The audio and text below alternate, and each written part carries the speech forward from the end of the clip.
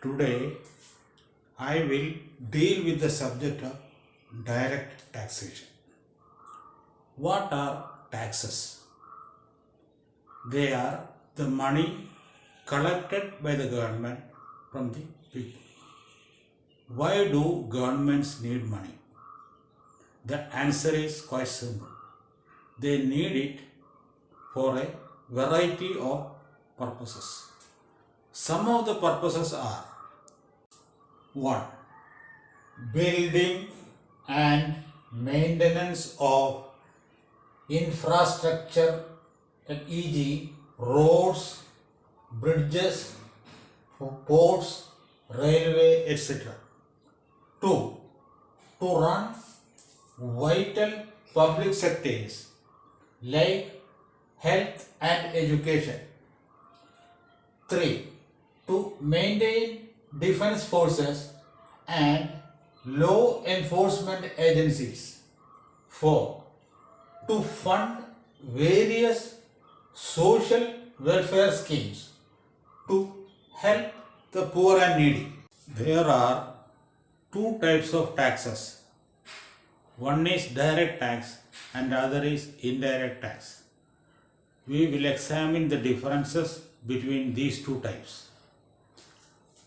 First, major features of direct tax. 1. The incidence of tax and its impact are on the same person. The taxpayer bears the burden of tax. 2. He therefore feels the pinch. The incidence of tax is the impact on the first pay. The impact is on the ultimate pay. It is levied on income, example income tax. It is a progressive tax because those who earn more pay more. Main characteristics of indirect tax. 1. The incidence of tax and its impact are on two different persons. The taxpayer collects what he paid from others. No one therefore feels the pinch. 2. It is levied on goods and services. Example, GST. 3. It is a regressive form of taxation because it does not make any distinction between the rich and the poor. Gautam Adani, the richest Indian, and the poorest of the poor will pay the same amount of tax if they are buying the same commodity. Constitutional validity of taxes. All tax laws should be constitutionally valid.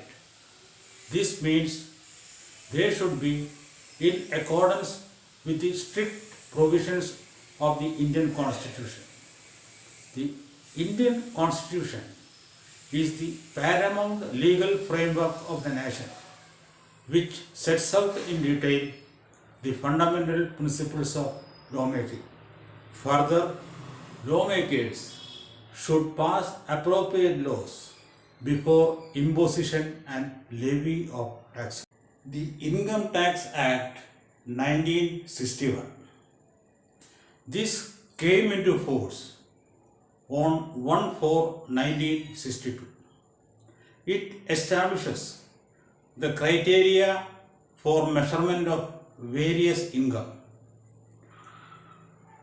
determination of taxable income, and assessment of tax liability. It also laid down procedures for appeals, penalty, and prosecution. Further, it defines the powers, duties, and responsibilities of the tax authorities. However, any act, especially an act like the Income Tax Act would need changes to suit the changing times and purposes. Such changes will be carried out by the central government in the form of amendments. The amendments will be introduced by the Central Finance Minister in Parliament, usually in his budget speech, or in case of emergency, he will make a separate proposal. Once the Parliament approves it, it will be sent for the President's consent. After securing the consent of the President, it will be published in the official gazette and will become part of the Act.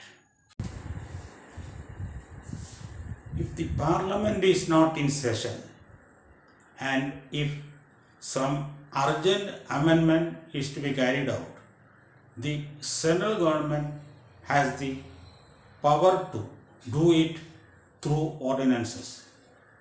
Once the President signs this ordinance, the amendment can be implemented. However, once the Parliament is convened, the proposal should be introduced in Parliament and got approved. The ordinance has limited validity.